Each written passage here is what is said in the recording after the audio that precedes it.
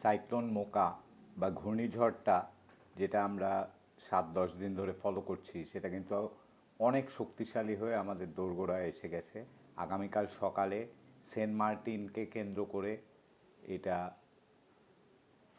কূলে আছড়ে পড়া শুরু করবে এবং প্রায় 8-10 ঘন্টা ধরে অনেক বাতাস হবে, অনেক বৃষ্টি হবে, অনেক ঢেউ হবে।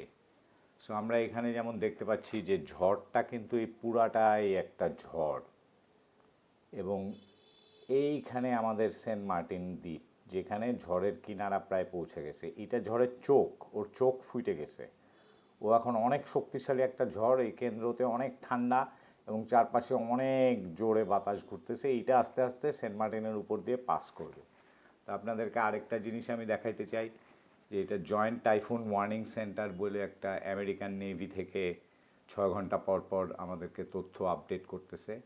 সেই তথ্যে বলতেছে যে অলরেডি এই ঝড়ের কেন্দ্র প্রায় 600-700 কিলোমিটার দূরে চিটাগাং থেকে।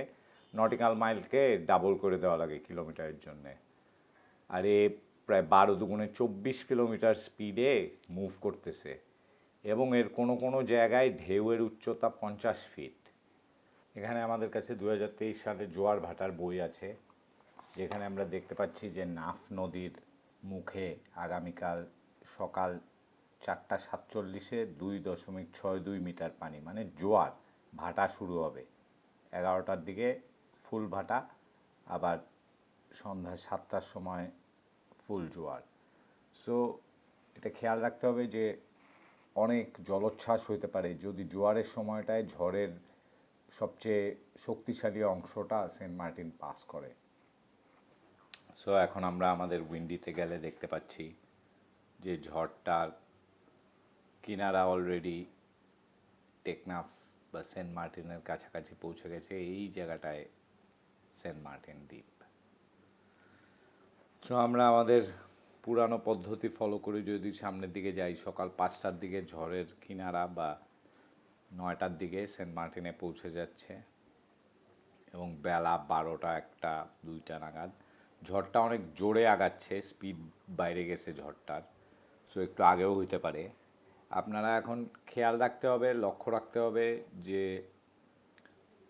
ফোনের ব্যাটারিগুলো চার্জ দেওয়া আছে কিনা, টর্চ, কিছু শুকনা খাবার, মিষ্টি পানির বোতল ইত্যাদি একটা ব্যাগে ভরে দামি জিনিসপত্র সেগুলো যেন রেডি থাকে। বিশেষ করে সেন্ট মার্টিনের যারা রয়ে গেছেন, যারা বিশ্বাস করেন নাই যে ঝড় আসতেছে বা যাই হোক, টেকনাফের লোকজন, কক্সবাজারের লোকজন, সবাইকে সাবধান হয়ে যেতে হবে যে অনেক জোরে যদি জলোচ্ছ্বাস হয় তাহলে যেন একটা লাইফ জ্যাকেট অথবা ড্রাম অথবা জেরিক্যান শরীরে বাঁধা থাকে এবং উঁচু জায়গায় যেতে হবে। যদি পানি আসে তাহলে উঁচু জায়গায় যেতে হবে। সবাইকেই খেয়াল রাখতে হবে যে পাহাড়ি এলাকাগুলোয়, বান্দরবন, রাঙামাটি, খাগড়াছড়ি, আমাদের পুরা পার্বত্য চট্টগ্রাম অঞ্চল, চট্টগ্রাম পর্যন্ত সবাইকে খুব সাবধান থাকতে হবে। ইলেকট্রিসিটি হয়তো চলে যাবে, রাস্তাঘাট বন্ধ হয়ে যেতে পারে ভূমিধস হয়ে। সো সবাইকে সাবধান থাকতে হবে। আশা করি এই বিশাল বিপদ থেকে আমরা উতরায় যেতে পারবো। সবাইকে এই কঠিন ঝড় পার হওয়ার সাহস দিয়ে আমি শেষ করছি। ধন্যবাদ।